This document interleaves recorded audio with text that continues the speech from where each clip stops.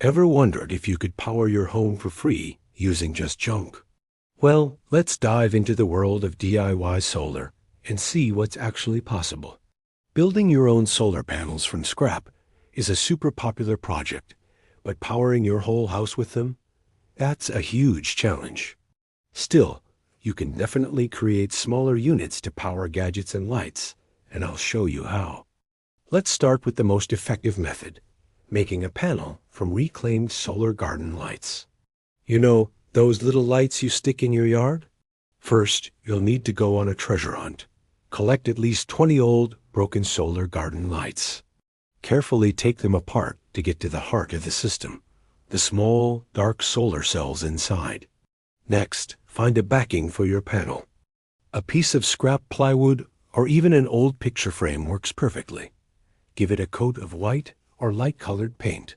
This will help reflect any missed sunlight back onto the cells, boosting their efficiency just a little bit. Now for the fun part, wiring.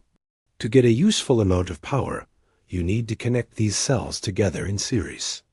That means soldering the positive wire from one cell to the negative wire of the next, and so on. Think of it like connecting batteries end to end in a flashlight. Linking cells in a chain like this increases the overall voltage. A string of 5 or 6 cells can give you a much more useful output than just one. A crucial component you can't skip is a blocking diode. You can often salvage these from the original garden light circuits. Solder one to the positive end of each string of cells. This little guy acts like a one-way gate for electricity, preventing your battery from draining its power back into the panel at night. Once your cells are wired up, it's time to assemble everything. Glue the cell strings onto your painted backing. To protect them from the weather, cover the panel with a piece of glass, maybe from that old picture frame you found. Finally, seal all the edges with silicone caulk to keep moisture out.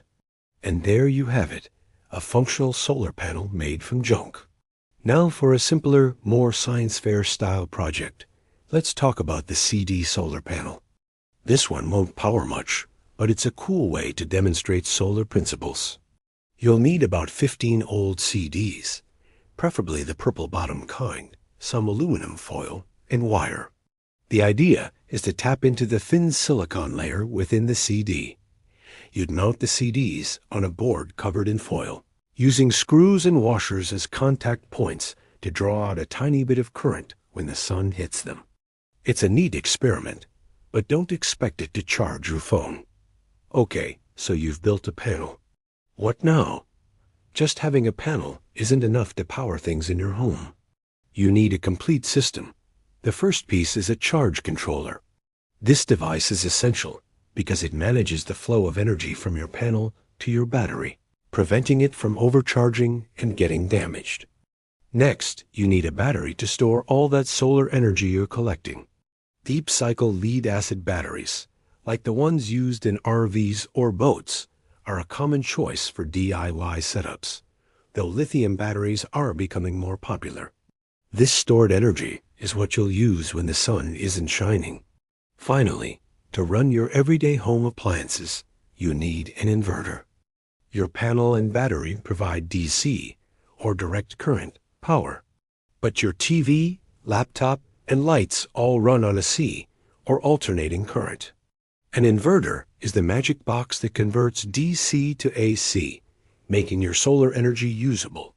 Now, let's get real about safety and practicality. Even in 2026, panels made from salvaged parts are way less efficient than the commercial ones you can buy. Also, if you plan to connect your DIY system to your home's main electrical grid, most places require you to get permits and have it inspected. This is for everyone's safety. Always use a multimeter to check your voltages before connecting anything. Building your own solar power system is an awesome and rewarding project. It's a fantastic way to learn about renewable energy and get some free power for smaller devices. Thanks for watching, and if you enjoyed this, don't forget to like and subscribe for more DIY projects.